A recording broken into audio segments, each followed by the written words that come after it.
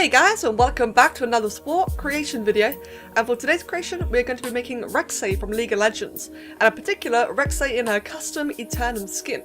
This creation was actually requested by the patron and supporter DarkDemonDraGone.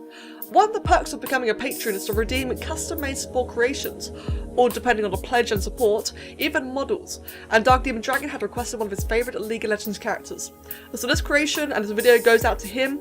A massive, tremendous thank you, dude, for all of your support, all of your help, and just generally being quite a pleasure to talk to as well.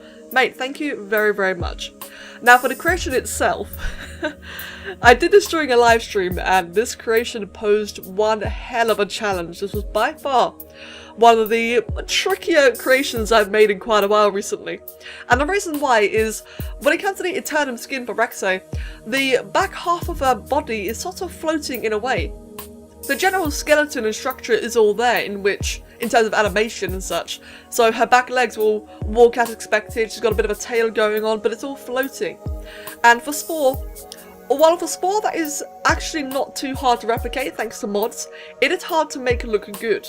And for this particular creation, I ended up trying to go through a number of different techniques, if you will. The first of which, I decided to try and experiment with a limb glitch that I had uncovered recently due to the whole infinite scaling mod. One unexpected outcome of basically reducing the scaling of a limb so tiny is that it kind of disconnects from the rest of the body, and when it disconnects, it actually causes the entire mesh to disappear.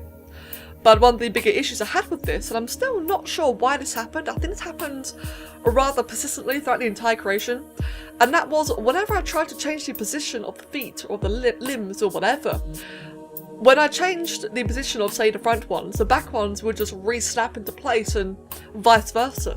The overall end product was that whenever I tried to change the positioning of things, it just kept on snapping back and forth and just being extraordinarily stubborn. So it took a lot of trial and error.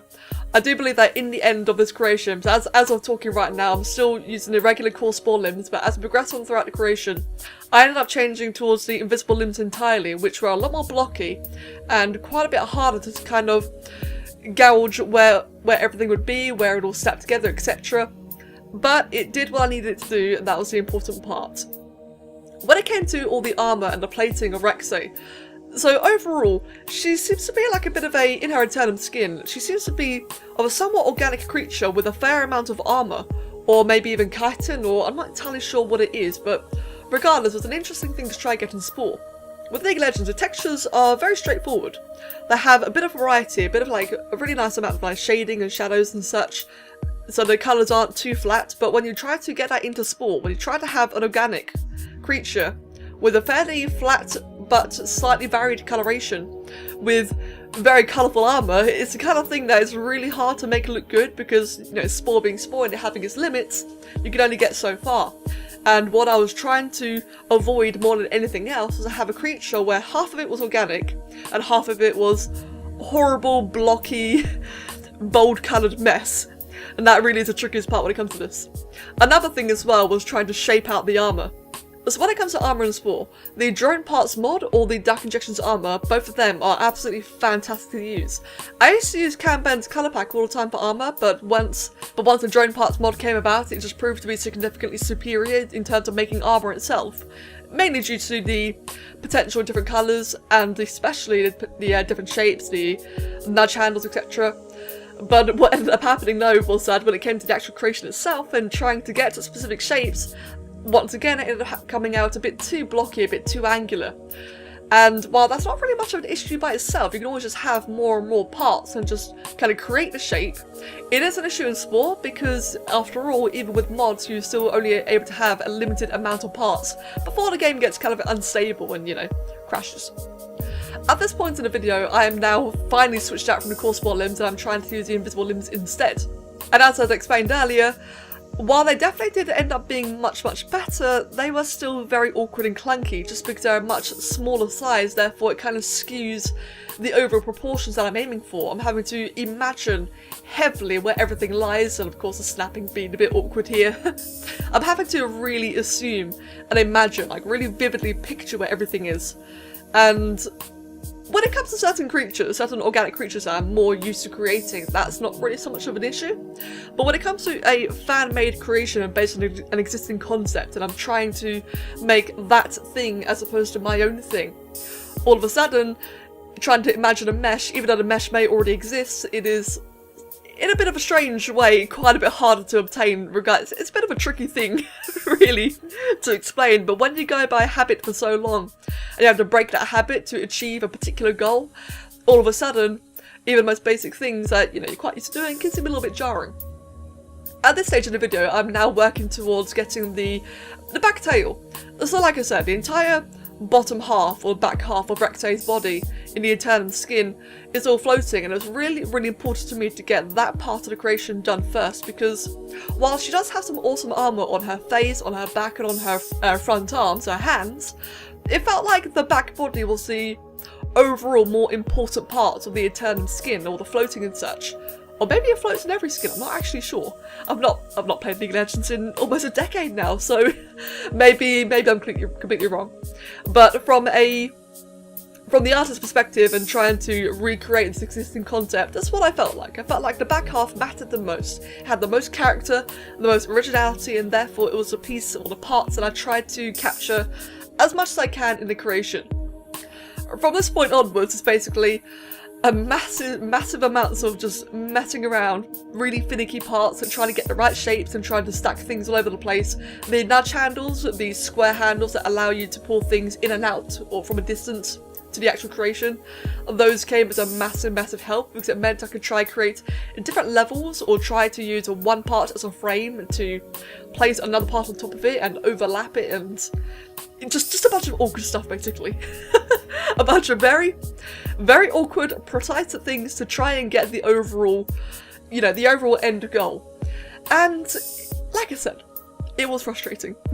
It was a very challenging creation, which I may have whined about a little bit too much during the stream. For that, Dark Demon, I do apologise. But then again, I do enjoy a challenge, I really do. And I just hope that this came out, good enough. I absolutely hope it came out at least good enough. From this point onwards, there's a lot of fiddling around with the body, so I'm going to go ahead and let the music play on up until we get to see some other qualities of the creation.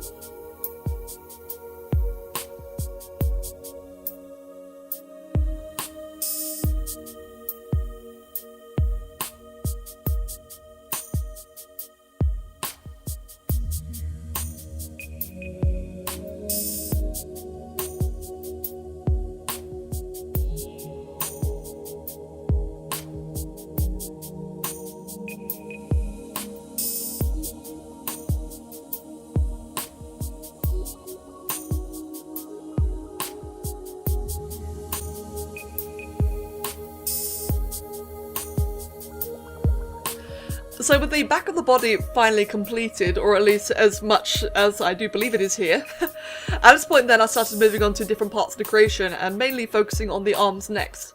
Now the bracelet armour was fairly straightforward, to be completely honest. It was simply 3 blades all poking out in different directions. Although the tricky part here was trying to make it, as always, trying to make it look good. It had a couple of stripes around the braces which I had to use Kanban's colour pack for.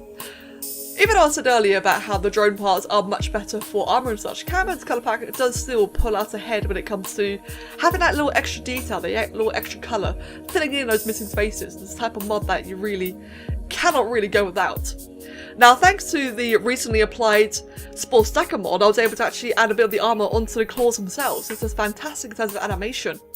While the claws, or more like the finger armour, I'm not really sure, claw armour, if you will, while all of that would not animate on the actual hand itself, it does mean it will actually stay put and not float around awkwardly on the wrist, which is what I normally had to do with a lot of creations in the past. If I ever wanted to decorate the hands or the feet, they'd snap to the wrist or to the ankles and everything would be really awkward. Unfortunately, not the case anymore. Thanks to the newly installed Spore stacking mod, I can now do things properly. I can snap them to where I want and not have them randomly jiggle around in ways that I would not want. In this stage of the creation, I'm currently just trying to create a bit of a wrap, as I can see in the actual model of the champion herself. At this point, I'm just trying to get that bit of a wrapping around the braces, make sure that everything's all nice and together, trying to be as efficient as I can with parts, since, like I said earlier, despite with mods and the fact that you can have as many parts as you want, there is still a limit. There's still a hardware limit, if you will, or software, more like. There's still a software limit where you can definitely add hundreds upon thousands of parts, but it will get to a point where the game can't really handle it. It's not designed for that kind of complexity, and it just kind of has a bit of a crap and crashes and such. That's completely avoidable as long as the creature remains animating, but because of this complexity limit, it means I have to judge for myself where everything is, how much I can put on this one feature and not the other. Therefore, a couple of the parts of the creation may look possibly a little bit lazy, such as the wrap around the bracer where it stretches around the back of our wrist. It may look a little bit lazy to use only one part for it, but because there's so much complexity around the back and there's so much more that needs to be added to the back and to the head, it meant I had to be very efficient, or at least as efficient as I could be. With the braces completed, next I started working on the back of the creature. The reason why I chose the back instead of the head first is because the head felt like it was going to be the final piece, but it also felt like it's going to be I have a habit, a very unintentional habit of sometimes making heads disproportionately too large or too small, and I feel like sometimes a fair way that I can counter that habit is to decorate other parts of the creation first. Once the rest of it is all proportionally set, I have everything the way I want it to be, I can then focus more on the head, go crazy on the details as much as I want, and I already have everything else to offset the size with. I do have that habit of focusing too much on the head, and while it does mean I have as much complexity as I want to in that particular place, it does then mean if I was focusing on it just a little bit too much and the size was just a little bit too wrong, well, it's not just the head I have to resize, it's everything else as well, which, as you guys can imagine, is a bit of a pain. So to completely avoid that potential issue, as you can see here, focusing quite a bit more on the back. Now the back plate was really quite interesting. It was a very straightforward shape overall, but it just had that little bit of extra definition, a little bit of extra angles and such that just wasn't really available in the drone parts, which meant for, once again, more stacking. More stacking, more overlapping, a little bit of Kanban's colour pack in between to have the little highlights and the stripes and such. And in the end had a pretty damn cool result. And it definitely was the kind of thing that I felt like I really should add more often in my creations. That's what I like about these kind of custom requests, is that not only do I have to really try things in a completely different style and making things that I never normally would make, not only all that, but it also has all the challenges, all the problems, all the difficulties alongside with it, and therefore unlimited learning opportunities and more techniques I can learn in the future, or I can use in the future. Now at last we came to Rek'sai's head, the final piece of the creation. And this was once again kind of tricky, mainly because by this stage of the creation I'm very conscious of complexity. I feel like any moment now she's just going to stop animating, I'm going to have to start cutting back details elsewhere. But not only that though, I'm also using parts I wouldn't normally use for a custom head. Or when it comes to whenever I make custom heads, I'm normally using either a limb, an invisible limb, or just some kind of textureless part and just stacking on top of that. But instead for this creation, because I want the textures and materials to be consistent, I need her head to have the same appearance as her armour, her braces, her spine, etc. Because I need the same textures, I need to use the same parts, and as I'm using these brand new parts for the head, it comes with its own interesting roadblocks and such. But once again, fantastic learning opportunities. Now what's probably the second trickiest part of the head, as well as using new parts, is trying to get some of those key details in. The stripes that go around to the front of her face and up to her horns. Now this is a part that I wasn't particularly proud of, I would admit. And that is because trying to use the two different, the very contrasting parts, which are the drone parts of the Kanban's colour pack, as good as they can be together, they also contrast quite heavily. And the result is a bit of awkward snapping, a bit of awkward placement, and really trying to make do what I can, which, again, isn't normally quite the issue. I've already been very heavily concerned by this point in regards to complexity and such, so I'm really trying to be as cheeky as I can, trying to get away, like, try to have the illusion of as much as I can while using as little as I can. It was overall very challenging. This entire creation was extraordinarily challenging, as I've been harping on about. A lot of struggles and a lot of complexity, and just, as I said, very interesting problems. I tried to make do with it for as much as I can, and overall, I have to say, despite all that, I am actually quite happy with the final outcome. I think probably one of the biggest reasons I had my hesitations towards it is because I've not made a creation in this style for a long time. A lot of my creations in the last, I'd go as far to say a couple of months now actually, have been very organic. And therefore making something like this, which was a bit organic and a bit metallic, if you will, I think that's probably why I had such a struggle. It was so different to what I've been doing beforehand, and therefore I was judging it too harshly. Especially as, at the end of the day, we all have to remember this, and it's only just Spore. It doesn't matter how many mods we can throw on at Spore, it's always going to be limited. There's always going to be just things that you cannot do, and that is a thing that I also forget sometimes as well, especially when it comes to a request.